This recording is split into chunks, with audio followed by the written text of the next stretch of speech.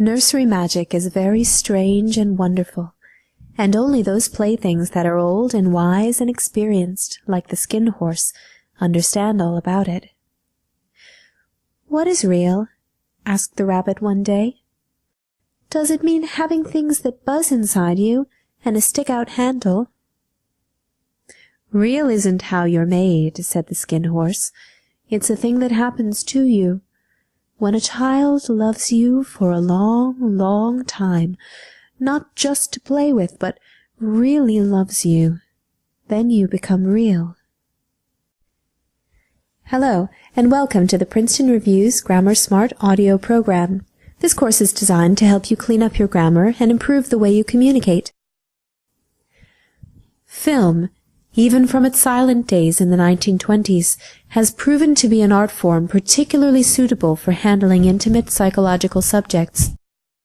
It is a medium of observation, the almost clinical recording of human behavior, with every nuance of expression and gesture enhanced in the close-up. As a highly controlled flow of images, film is uniquely able to reflect the flux of mental and emotional experience. Madness, which raises basic questions about the nature of these experiences, has been a very popular subject for filmmakers. For the film artist, madness is a subject that probes the darkest and most hidden side of our being.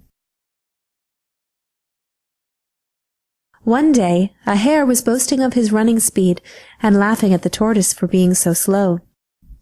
Much to the hare's surprise, the tortoise challenged him to a race. The hare, looking on the whole affair as a great joke, readily consented. The fox was selected to act as umpire and hold the stakes. The race began, and the hare, of course, soon left the tortoise far behind.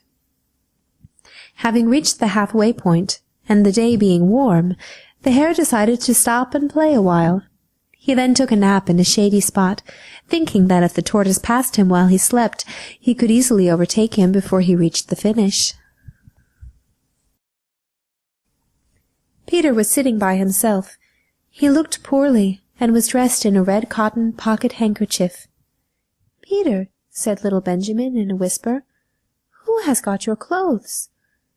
Peter replied, "The scarecrow in Mr. McGregor's garden," and described how he had been chased about the garden and had dropped his shoes and coat. Little Benjamin sat down beside his cousin and assured him that Mr. McGregor had gone out in a gig, and Mrs. McGregor also, and certainly for the day, because she was wearing her best bonnet. There once was a velveteen rabbit, and in the beginning he was really splendid. He was fat and bunchy, as a rabbit should be. His coat was spotted brown and white. He had real thread whiskers, and his ears were lined with pink sateen.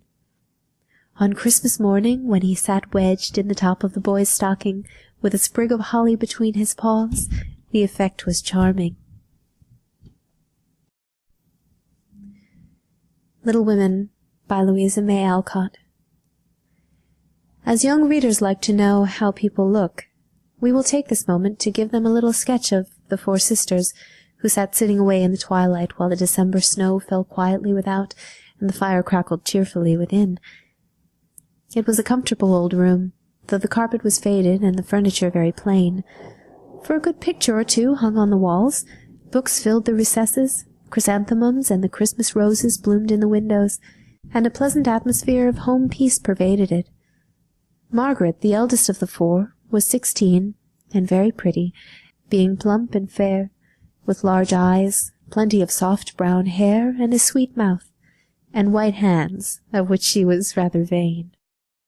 15-year-old Jo was very tall, thin, and brown, and reminded one of a colt, for she never seemed to know what to do with her long limbs, which were very much in her way.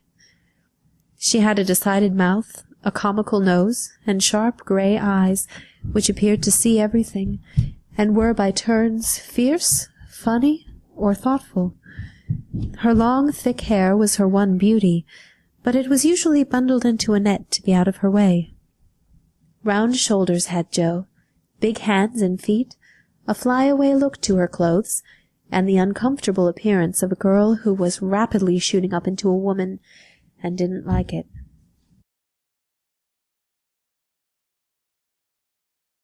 Welcome to the Disney Interactive Learning Series of software.